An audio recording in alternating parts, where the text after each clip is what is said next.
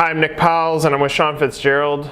Sean is leading our business development at 1851, and I am leading some of the innovation. So Sean, thanks for sitting with us before IFA. We'll see many of you this weekend in Las Vegas. Obviously, we have a wonderful new chairwoman coming into her role at IFA. Happens to be a No Limit client. Sean, what do you think you're going to get out of this year's conference? I like going to the IFA to see some people in the industry that I've developed relationships with, and I think it's great for networking and trying to figure out what people are doing that's kind of working and some of the new trends and franchise development and operational support. Yeah, many of our readers happen to be franchisees. However, franchisees haven't really made a big entrance into the International Franchise Association's annual conference. Do you see that for changing in the near future? For new brands coming into the IFA? More so franchisees. Can this conference be relevant to those that are interested in becoming a franchise owner? I think that's what the IFA is trying to do, is try to bring in more franchisees. So it's an organization that isn't just franchisor driven, but also to bring in franchisees so they can get into the more out of the conference and as association.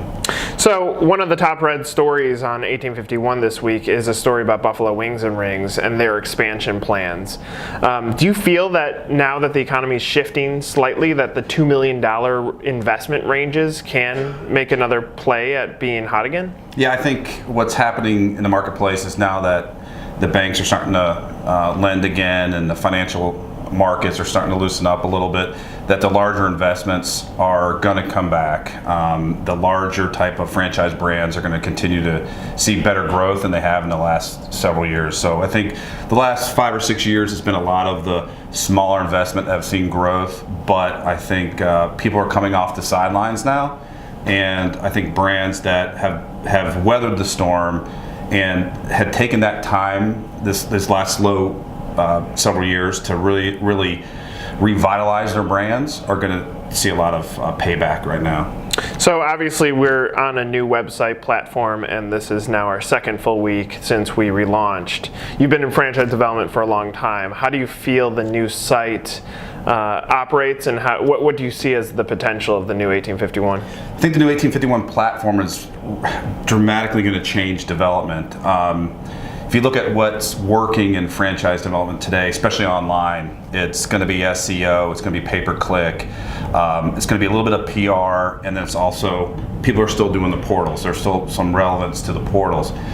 With the new 1851 platform, it's really taking all those together and putting it in one area. So someone that may not be comfortable with SEO or pay-per-click, they can use 1851 tools to help optimize some of that content. We could target it with the PPC, and then with the brand page, they're going to have a presence online like they do with the portals today. So I think it's really going to revolutionize what's going on in franchise development. So for those of you that are watching this video right now, if you actually look kind of up there, you'll see that there's an About section of 1851. If you want to learn more about what this means for brands, you certainly can. For the last 2 weeks, we focused on revamping our content and the design, and we've already talked about the innovation behind the way that our site flows, but now brands are going to have the ability to interact on that site. So in 2015, what do you expect to happen in franchising? Do you feel like it's going to be much of the same, or do you feel like that this is a turning point based on what you're seeing from an economic standpoint?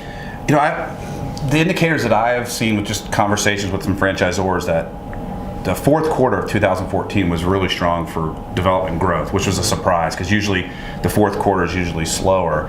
I think 2015 is going to be a very strong year for growth for brands, especially the brands that have spent the last several years developing their messaging and positioning themselves very well. I think it's going to pay off in 2015. So I think it could be a very strong year for franchisors that have been, really working on developing their brand.